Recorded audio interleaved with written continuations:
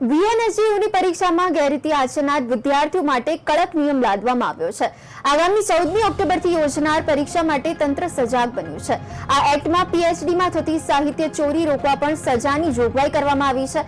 આવા કેસમાં university પીએચડીની degree પરત લઈ શકે છે। તદુપરાંત ગેરરીતિ કરતા વિદ્યાર્થીઓને ₹2500 થી માંડીને ₹10,000 સુધીનો દંડ પણ કરવામાં આવશે।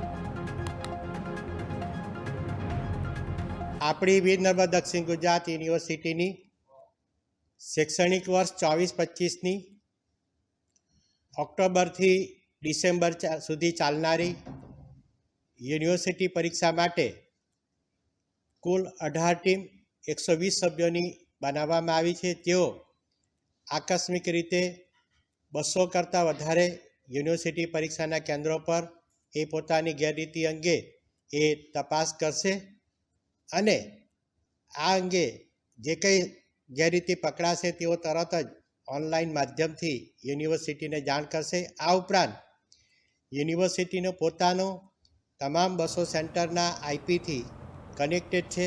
આપણી